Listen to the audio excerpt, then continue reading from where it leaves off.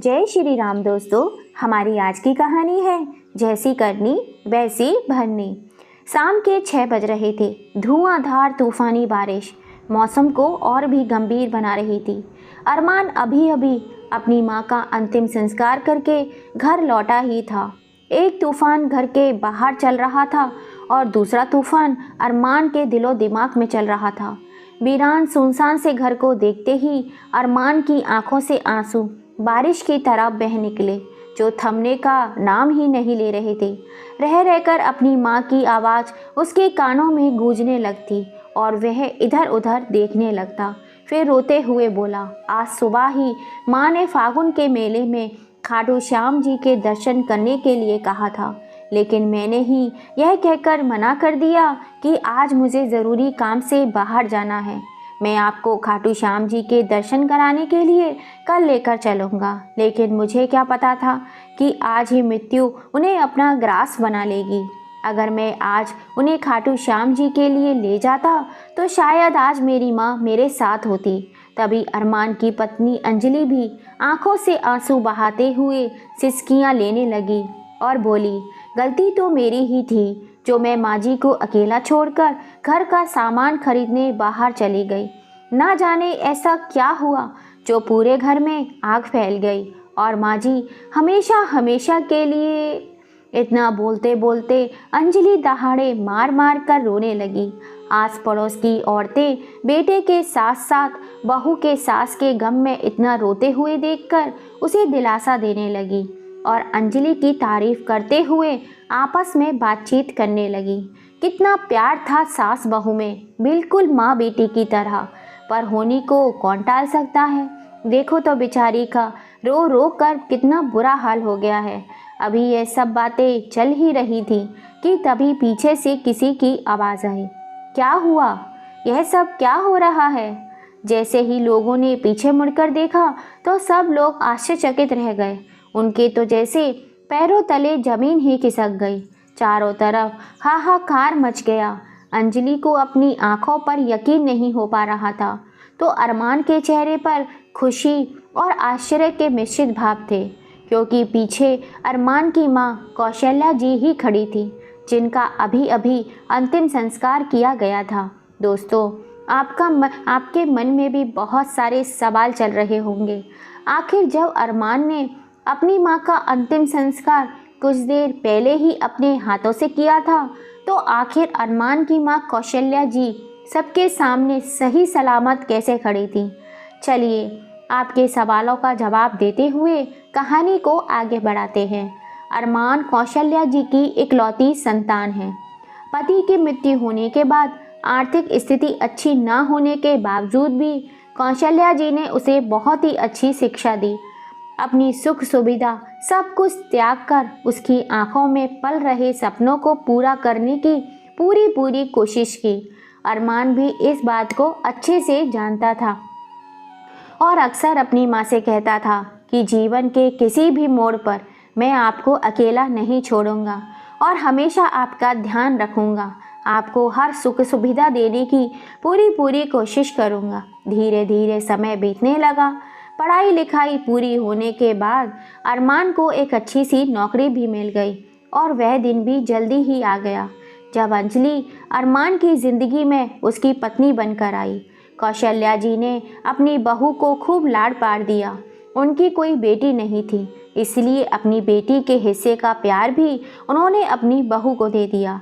अंजलि भी इस घर में आकर बहुत खुश थी, लेकिन ऐसा केवल कुछ ही दिनों तक चला, क्योंकि अंजलि को या तो अपनी माँ के साथ फ़ोन पर बतियाना अच्छा लगता था या फिर अपनी सहेलियों के साथ पार्टी या शॉपिंग पर जाना। उससे अपने ऊपर पैसे खर्च करना, नई नई ड्रेस खरीदना उसे बहुत ही पसंद था। लेकिन जब भी कौशल्या जी अपनी बहू अंजलि को कोई काम करने को कहती तो उसे बहुत ही परेशानी होने लगती थी। घर गृहस्थी की जिम्मेदारियों से उसका कोई साहूकार नहीं था। अब उसे अपनी सास में केवल बुराइयां ही नज़र आने लगी थी। अक्सर फ़ोन पर अपनी सहेलियों को भी वह यही बात कहती, ना जाने मैं कैसी जगह आकर फंस गई हूँ। यहाँ तो हर किसी को बस अपने में से मतलब है। मैं तो बस पूरा दिन काम करती रहूँ। यह लोग तो यही चाहते हैं। बहू के नाम पर मुफ्त की नौकरानी चाहिए थी इन लोगों को। मेरी अपनी तो कोई ज़िंदगी ही नहीं है। कभी कभी तो मन करता है कि कहीं जाकर मर जाऊं। कौशल्या जी समझ पा रही थी कि उनकी बहू काम करने में ज़्यादा दिलचस्पी नहीं लेती है। उसे कोई ज़्यादा परेशानी ना हो, इस कारण वह खुद ही घर के सारे काम की जिम्मेदारी संभाल लिया करती थी। बढ़ती उम्र के चलते उन्हें काम करने में मुश्किल होती थी। अपनी बहू को केवल अपनी मदद के लिए कभी कभी आवाज़ लगा दिया करती थी। उस पर भी अंजलि चिढ़ जाया करती थी और अक्सर गुस्से में बड़बड़ाती रहती थी। इस घर में आकर तो मेरी ज़िंदगी ही बर्बाद हो गई है। बहू के इस तरह के व्यवहार से परेशान होकर कौशल्या जी ने उससे कोई भी काम कहना अब छोड़ दिया था। धीरे धीरे समय बीतने लगा, लेकिन अंजलि के व्यवहार में कोई परिवर्तन नहीं आया। अरमान भी अपनी पत्नी के इस बर्ताव से बहुत परेशान था, लेकिन जब भी उसे समझाने की कोशिश करता तो अंजलि उसी समय घर में कलह शुरू कर दिया करती थी। इसलिए मजबूर होकर उसने घर के काम करने के लिए एक काम वाली बाई को रख लिया था, जिससे खर्च का अतिरिक्त भार भी अरमान के ऊपर पड़ गया था, जिस कारण वह अपनी पत्नी को उसके नाजायज़ खर्चों के लिए अब ज़्यादा पैसे नहीं दे पाता था। लेकिन कुछ दिन बीते तो अंजलि ने उससे सोने की चूड़ी लेने की जिद पकड़ ली, लेकिन अरमान उसे टालता रहा। परेशान होकर अंजलि ने अपनी माँ को फ़ोन करके बताया और कहा, माँ, मैं तो परेशान आ गई हूँ। ना जाने कैसे भिखारियों से पाला पड़ा है। तुम्हारे दामाद से तो मेरी एक डिमांड तक पूरी नहीं की जाती। अब मुझसे रोज़ रोज़ इस तरह मन मारकर नहीं जिया जाता। अपनी बेटी को इस तरह परेशान देखकर अंजलि की माँ बोली, बेटी, कोई ज़रूरत नहीं इस तरह मन मारकर जीने की। जब तक वह तुम्हारी बात ना माने तब तक अपनी जिद पर अड़ी रहना। अपनी माँ की यह बात अंजलि के दिमाग में पूरी तरह से बैठ गई। एक दिन जब अरमान ऑफिस से घर लौटा तो बुरी तरह से थका हुआ था। घर आकर जैसे ही उसने अपना ब्रीफकेस रखा, सामने अपनी पत्नी अंजलि का गुस्से से फूला हुआ चेहरा देखा। अरमान शायद अपनी पत्नी के गुस्से का कारण जानता था, इसलिए अंजलि को पानी लाने के लिए भी नहीं कहा और चुपचाप खुद जाकर रसोई घर में पानी का गिलास भर कर ले लिया। लेकिन अंजलि कहाँ चुप रहने वाली थी। चिल्लाते हुए बोली, तुम्हें मालूम भी है कि आज मेरी किटी पार्टी में कितनी बेइज्जती हुई है। मेरी सारी सहेलियां अपने गोल्ड के गहने एक दूसरे को दिखा रही थीं और मैं पिछले 1 साल से तुमसे हीरे की चूड़ियां मांग रही हूँ, वह भी तुमसे लाकर नहीं दिया गया। हद तो होती है कंजूसी की। मैंने इतनी बड़ी चीज़ भी नहीं मांगी थी कि तुम मेरी यह डिमांड पूरी न कर सको। मैं तुम्हें बता देती हूँ, अगली बार जब मैं किटी पार्टी में जाऊँगी तो अपनी हीरो की चूड़ियाँ ही पहन कर जाऊँगी। अंजलि ने ये बात इतने गरजते हुए कहा तो अरमान ने उसे प्यार से समझाते हुए कहा, देखो अंजलि, अभी मेरे पास इतने पैसे नहीं हैं। माँ बीमार रहती है, उनकी दवाइयों का भी खर्चा होता है और फिर अब काम वाली बाई लगाने के बाद खर्चा और भी बढ़ गया है। जब मेरे पास कुछ पैसे होंगे तो मैं तुम्हें खुद ही तुम्हारी पसंद की ज्वेलरी दिला दूंगा। अपने पति की यह बात सुनकर अंजलि उस समय तो चुप रह गई और डायमंड चूड़ियों के सपने देखने लगी।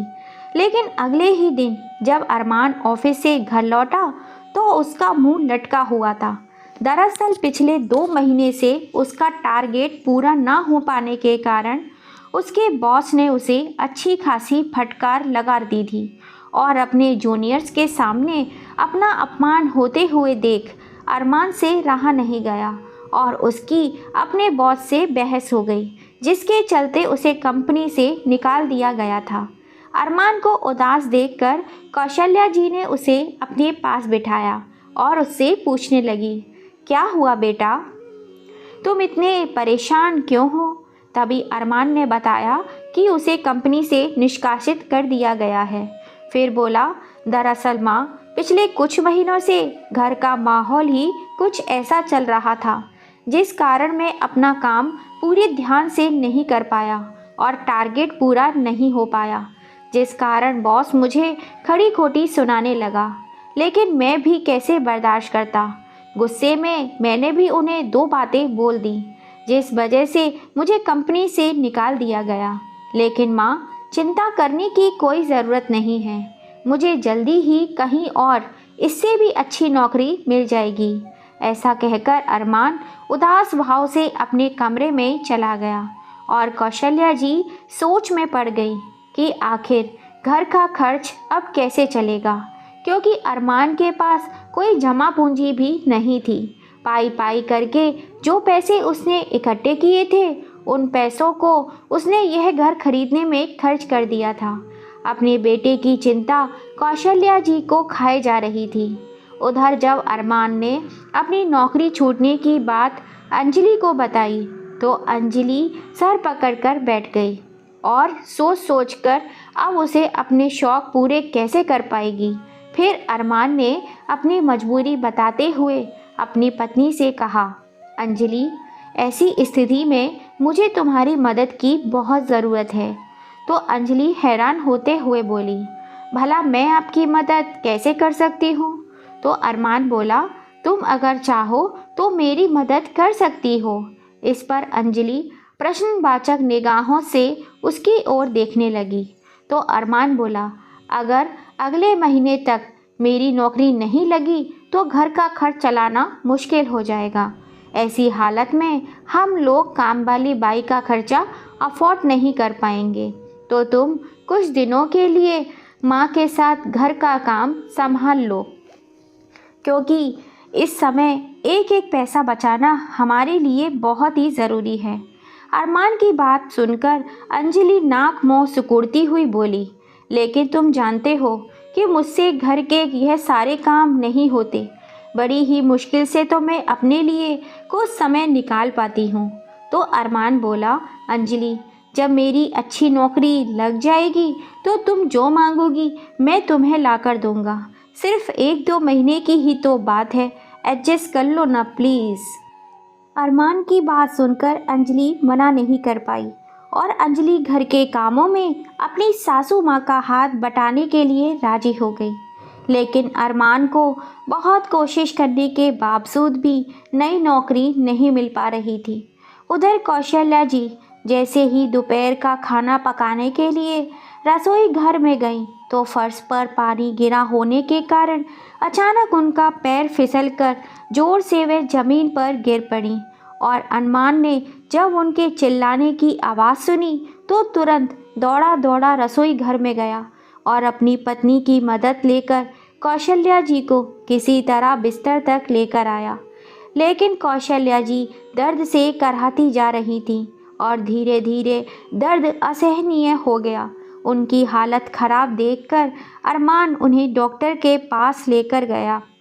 डॉक्टर ने जब जांच की तो मालूम पड़ा कि उनके पैर की हड्डी में हल्का सा फ्रैक्चर आया है और उनकी कमर में भी बहुत ज़्यादा दर्द हो रहा था, जिस कारण डॉक्टर ने उन्हें कुछ समय के लिए बेड रेस्ट करने की सलाह दी। नौकरी छूटने और माँ की चोट से अरमान बहुत ज़्यादा परेशान हो गया था।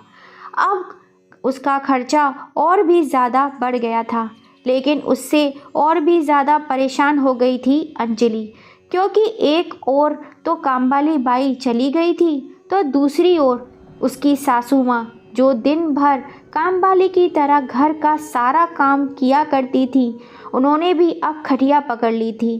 अब खाना पकाना, साफ सफाई करना, बर्तन मांजना, कपड़े धोना, सारे कामों की जिम्मेदारी अब अंजलि के ऊपर आ चुकी थी। साथ ही साथ उसे कौशल्या जी के भी सारे काम करने पड़ रहे थे।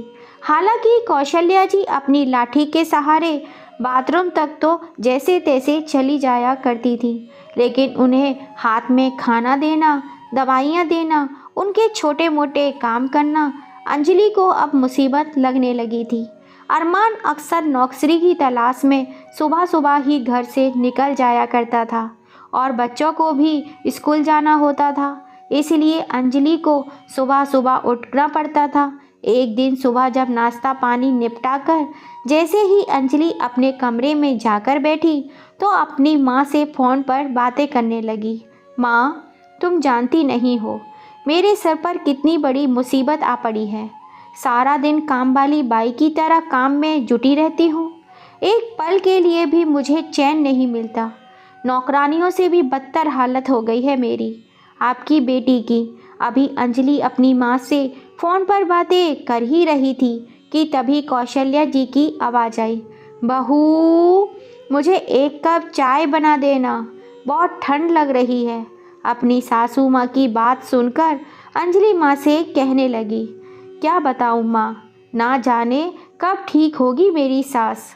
अब तो इतने दिन हो गए हैं, फिर भी अभी तक बिस्तर पर पड़ी हुई है। मुझे तो लगता है इन्हें कोई चोट वोट नहीं आई है, यह तो बस चोट का ड्रामा कर रही हैं। ना जाने कब उठेगी ये बुढ़िया।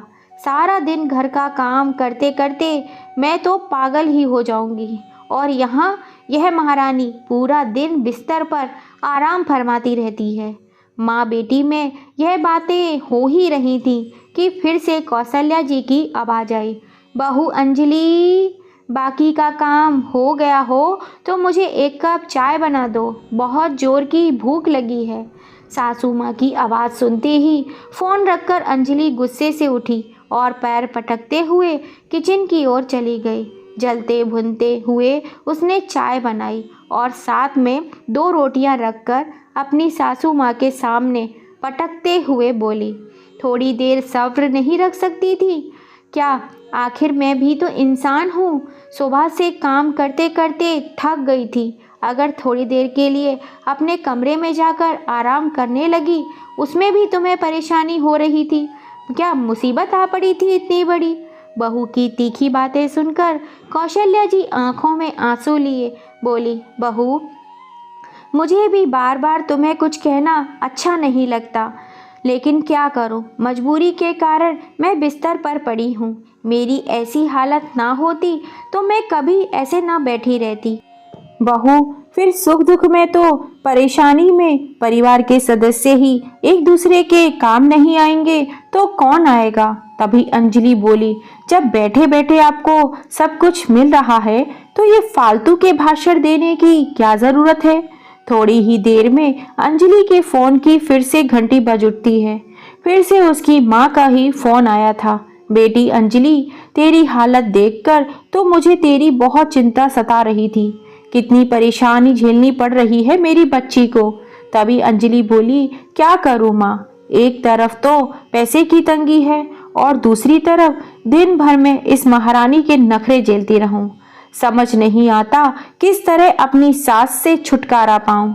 अगर मैं इन्हें वृद्ध आश्रम भेजने की बात कहूंगी तो आप तुम्हारे दामाद इस बात को कभी मंजूरी नहीं देंगे। तुम ही बताओ, इस समस्या का क्या समाधान है? निराश भरे स्वर में अंजलि ने कहा तो उसकी माँ बोली, बेटी चिंता मत करो, मेरे पास इस समस्या का हल है। माँ की बात सुनते ही अंजलि चहक उठी और बड़ी खुशी से पूछने लगी, ऐसा कौन सा हल है माँ, तो मुझे भी तो बताओ।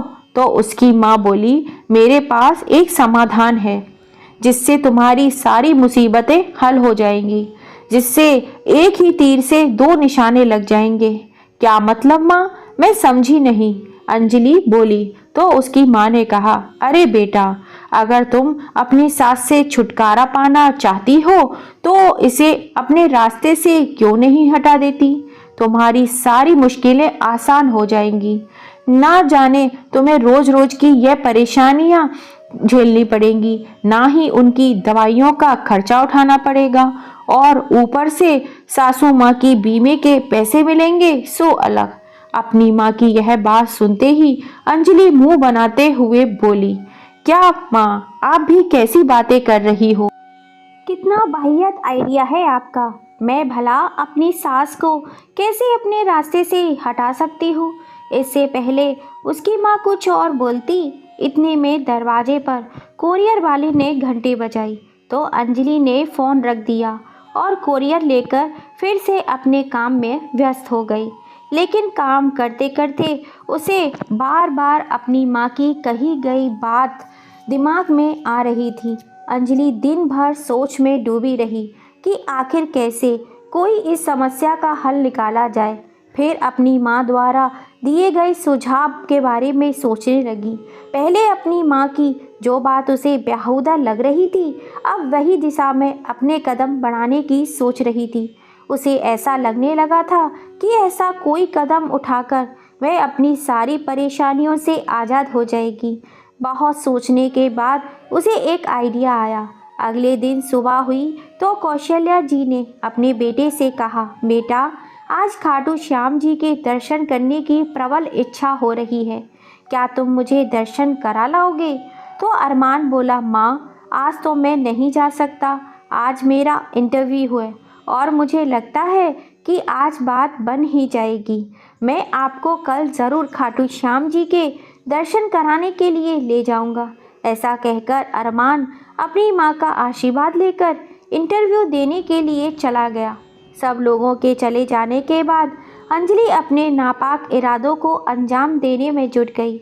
रसोई में जाकर गैस का रेगुलेटर खुला छोड़ दिया और जल्दी से पैसे और थैला उठाकर घर का सामान लेने के लिए मार्केट चली गई। जाते समय उसने घर की लाइट भी बंद कर दी थी। अब कौशल्या जी घर पर बिल्कुल अकेली थी, लेकिन वे काफ़ी समय से गहरी नींद में सोई हुई थी। इसीलिए अंजलि के जाने की कुछ समय बाद ही नींद से जाग गई। कौशल्या जी अपनी बहू अंजलि को पानी देने के लिए आवाज़ लगाती रही, लेकिन ना तो अंजलि का जवाब आया और ना ही वह स्वयं आई। करीब 1 घंटे बीतने के बाद रसोई घर में आग लग गई और पूरा घर धुएं से भर गया। जब अंजलि बाजार से लौटी तो दूर से ही उसे अपने घर में धुआं निकलता हुआ नजर आया। धुएं को देखते ही सोचने लगी कि आज तो किस्मत मुझ पर मेहरबान हो गई है। अब मेरी सारी मुसीबतें अपने आप ख़त्म हो जाएंगी। ना तो सासू माँ की रोज़ रोज़ की किटकिट सुनाई पड़ेगी और ना ही दिन भर काम करना पड़ेगा। बीमे के 15 लाख रुपए मिलेंगे सो। लेकिन उसने अपनी खुशी चेहरे पर नहीं आने दी। अपने घर की ओर दौड़ते हुए उसने ज़ोर ज़ोर से चिल्लाना शुरू कर दिया। थोड़ी ही देर में आसपास के लोग इकट्ठा हो गए और अंजलि फूट फूट कर रोने लगी। ऐसा ढोंग करने लगी जैसे उसे अपनी सास की कितनी परवाह है और सासू माँ की फिक्र का नाटक करते हुए घर की ओर दौड़ने लगी तो लोगों ने उसे अंदर जाने से रोक लिया। इस समय अरबान भी घर वापस लौट आया। उसे नौकरी मिल गई थी, जिस कारण वह बहुत खुश था।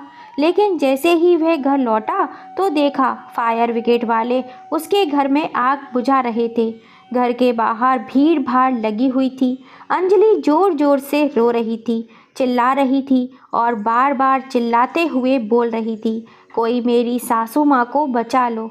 उसकी यह बात सुनते ही अरमान के हाथों से मिठाई का डिब्बा छूट गया और कांपते स्वर में बोला, अंजलि, आखिर हुआ क्या है और माँ कहाँ है? तो अंजलि ने रोते हुए घर की ओर इशारा करते हुए बताया कि माँ घर में है। इतना सुनते ही माँ माँ पुकारते हुए अरमान घर की ओर दौड़ा, लेकिन तब तक बहुत देर हो चुकी थी। घर में लगी आग को तो बुझाया जा चुका था, लेकिन जैसे ही सब लोग घर के अंदर गए तो देखा कि अंदर एक वृद्ध महिला की लाश पड़ी हुई थी, जो बुरी तरह से आग में झुलस चुकी थी। यह सब देखते ही अरमान के दुख का ठिकाना ही नहीं रहा। माँ माँ चिल्लाते हुए अरमान जोर जोर से रोने लगा, तो दूसरी ओर अंजलि भी ऐसे ही चिल्लाती जा रही थी जैसे उसकी दुनिया ही लुट चुकी हो। सभी रिश्तेदारों को सूचित कर दिया गया और 2 घंटे बाद कौशल्या जी का अंतिम संस्कार भी हो गया। अंतिम संस्कार करने के बाद सब लोग घर पहुँचे। रसोई घर से आग फैलने के कारण रसोई घर और हॉल पूरी तरह क्षतिग्रस्त हो गया था, जबकि बाकी के कमरों में कुछ खास नुकसान नहीं हुआ था। तभी अरमान अपनी माँ को याद करता तो कभी अपने घर को देखता, जिसमें माँ के साथ उसकी कितनी सारी यादें जुड़ी हुई थी। उधर रोने का ढोंग करती हुई अंजलि यह सोच सोच कर परेशान थी कि आखिर उसकी माँ अभी तक घर क्यों नहीं पहुँची है। अरमान अपनी माँ के गम में लगातार रोए जा रहा था, तो अंजलि भी सिसकियाँ ले लेकर अपना दुख प्रकट कर रही थी। आस पड़ोस की औरतें कभी गले लगाकर अंजलि को सहारा देती, तो कभी बातों से तसल्ली देती। अंजलि की आंखों से मगरमच्छ के आंसू बहते जा रहे थे। तभी अचानक दरवाजे से कोई अंदर आया और आवाज़ आई, क्या हुआ? यह सब क्या चल रहा है? यह आवाज़ सुनते ही लोग पीछे मुड़कर देखने लगे, लेकिन जिसने भी देखा वह देखता ही रह गया। अचानक सब लोगों में हाहाकार मच गया। जैसे ही अरमान ने पीछे मुड़कर देखा तो उसकी हैरानी का ठिकाना ना रहा, क्योंकि वहाँ और कोई नहीं बल्कि स्वयं कौशल्या जी ही खड़ी हुई थीं। उन्हें देखते ही अरमान ज़ोर ज़ोर से चिल्लाया, माँ! और दौड़ते हुए अपनी माँ के गले लग पड़ा। कौशल्या जी को अपने सामने खड़े देखकर उनकी बहू अंजलि की आंखें फटी की फटी रह गई। वह तो लगभग चक्कर खाकर गिरने ही वाली थी। उसे समझ में नहीं आ रहा था कि आखिर ऐसा कैसे हो सकता है। जिस माँ का अभी अभी हम लोग अंतिम संस्कार कर कर लौटे हैं, वह माँ आखिर उसके सामने सही सलामत जीती जागती कैसे खड़ी है? और यदि कौशल्या जी यहाँ खड़ी हैं, तो जिस महिला का उन्होंने अभी अभी अंतिम संस्कार किया था, वह महिला कौन थी? इस सवाल का जवाब जानना बहुत ज़रूरी हो गया था। दोस्तों, यह बात जानने के लिए तो आपके मन में भी बहुत सारी उत्सुकता होगी। चलिए जानते हैं आगे की कहानी। दरअसल हुआ यूँ था, जैसे ही अंजलि रेगुलेटर खुला छोड़कर बाजार के लिए निकली ही थी, ठीक 5 मिनट के बाद ही दरवाजे की घंटी बजी। अब तक गैस पूरे घर में नहीं फैली थी, तो कौशल्या जी जैसे ही उठकर दरवाजे पर गई, बत्ती जलाई और दरवाज़ा खोला तो सामने तो कुछ खाया पिया ना होने के कारण कमज़ोरी की वजह से चक्कर खाकर गिर पड़ी। कौशल्या जी की घनिष्ठ सहेली उनका हालचाल पूछने के लिए अपने बेटे के साथ उनके घर पर आई थी। जब उनकी सहेली ने उन्हें ऐसी हालत में देखा तो वह और उनका बेटा उन्हें अपनी कार में बिठाकर अस्पताल दिखाने के लिए ले गए। और उधर अंजलि की माँ तो केवल यही चाहती थी कि अंजलि को सास नाम के झंझट से जल्द मुक्ति मिल जाए। इसीलिए कौशल्या जी को अंजलि की ज़िंदगी से हमेशा हमेशा के लिए निकालने का प्लान बनाने के लिए वह अंजलि के घर आ पहुंची। जैसे ही वह घर में आई तो चारों तरफ अंधेरा ही अंधेरा था। बेटी को आवाज़ लगाई, लेकिन कोई जवाब नहीं आया। इसीलिए उन्होंने बत्ती जलाई तो स्विच की पार्किंग से घर में फैली गैस से आग पकड़ ली। तुरंत ही आग में पूरी रसोई और हॉल को घेर लिया। अंजलि की माँ उस आग की चपेट में आ गई। आग में झुलसते हुए चीखने चिल्लाने लगी, लेकिन धुआं होने के कारण उन्हें कुछ दिखाई नहीं दे रहा था। बाहर निकलने का और अपनी जान बचाने का कोई रास्ता उन्हें नज़र नहीं आ रहा था।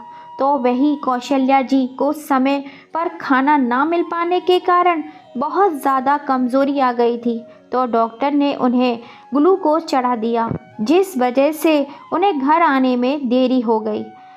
बाजार से रोती हुई अंजलि ने जब घर में धुआं उठता हुआ देखा तो वह यह सोच कर खुश हो रही थी कि आखिर उसने अपने रास्ते के रोड़े को हमेशा हमेशा के लिए अब हटा दिया है। लेकिन उसे यह नहीं मालूम था कि उस घर में उसकी सास नहीं बल्कि उसी की माँ जिंदा जल रही थी। वह अंदर ही अंदर खुश थी कि उसके रचे हुए चक्रव्यूह से आज उसे अपने सास से हमेशा हमेशा के लिए छुटकारा मिल गया। परंतु आज जब उसने अंतिम संस्कार के बाद अपनी सास को अपने सामने खड़ा हुआ देखा तो उसकी आंखें फटी की फटी रह गईं। इधर कौशल्या जी भी यह समझने में असमर्थ थी कि आखिर उनके घर में यह सब क्या हो रहा था। जब उन्होंने बताया कि वह कमजोरी के कारण चक्कर खाकर गिर पड़ी थी और अपनी सहेली के साथ डॉक्टर को दिखाने गई थी, तब जाकर सारा मामला स्पष्ट हुआ। लेकिन यह बात सबके सामने अब तक स्पष्ट नहीं हो पा रही थी कि आखिर मृत्यु किसकी हुई है। पुलिस को बुलवाया गया और आस पड़ोस के सीसीटीवी कैमरा की जांच करवाई गई। तब जाकर कहीं पता चला कि कौशल्या जी के घर से निकलने के आधे घंटे बाद ही अंजलि की मां उस घर में आई थी और जिस वृद्ध महिला की मृत्यु हुई है वह कोई और नहीं बल्कि अंजलि की मां ही थी। यह बात सुनते ही अंजलि का दिल दहल गया था। उसे तो जैसे काटो तो खून नहीं। अक्सर बड़े बुजुर्गों से सुनते हुए आए हैं, जो दूसरों के लिए गड्ढा खोदता है वह खुद ही उस गड्ढे में जाकर गिरता है। आज यह बात साबित हो चुकी थी। उसे अब तक यकीन नहीं हो पा रहा था कि जो जाल और वह उसकी मां कौशल्या जी के लिए बिछा रहे थे, उसी जाल में दरअसल उसकी मां फंस चुकी थी और आग में बुरी तरह झुलस कर मर चुकी थी। अपने ही हाथों से उसने अपनी मां की जिंदगी खत्म कर दी थी। कुदरत का इंसाफ हो चुका था और अंजलि यह इंसाफ देखकर स्तब्ध थी। ढोंग के आंसू अब वास्तविक आंसुओं में तब्दील हो चुके थे। अंजलि पर दुखों का पहाड़ टूट पड़ा था। यह सब कैसे हो गया माँ? वापस आ जाओ, तुम मुझे छोड़कर नहीं जा सकती। ऐसे समय में कौशल्या जी उसे सहारा दे रही थी। जिसके लिए उसने इतनी बड़ी साजिश रची वही उसे संभाल रही थी। उसके सर को अपने कंधे का सहारा देते हुए, पुचकारते हुए हौसला दे रही थी। अपनी सास का प्यार देखकर उसका अंतर्मन उसे धिक्कार रहा था। वह शर्मिंदा हो रही थी, लेकिन इसे महसूस करने में उसे काफ़ी समय निकल गया। पूरे घर में अंजलि के दहाड़े मार मार कर रोने की आवाज़ गूंजती जा रही थी, परंतु यह सब उसके कर्मों का ही फल था जो कुदरत ने उसे दिया था। तो दोस्तों, किसी ने सच ही कहा है, जो किसी और के लिए गड्ढा खोदता है वह खुद ही उसमें जाकर गिरता है। क्या अंजलि को उसके कर्मों की जो सज़ा मिली वह सही थी या गलत? अपनी राय हमें कमेंट करके ज़रूर बताइएगा। और कहानी पसंद आई हो तो ज़्यादा से ज़्यादा इसे शेयर कीजिएगा, लाइक कीजिएगा, सब्सक्राइब कीजिएगा, पास में लगे घंटी के बटन को दबा दीजिएगा, जिससे हम जब भी कोई नई कहानी डालें उसका नोटिफिकेशन आपको मिल सके। और दोस्तों, आप हमारी ये कहानी कहाँ कहाँ से देख रहे हैं प्लीज़ कमेंट करके ज़रूर बताइएगा। फिर मिलेंगे। जय श्री राम।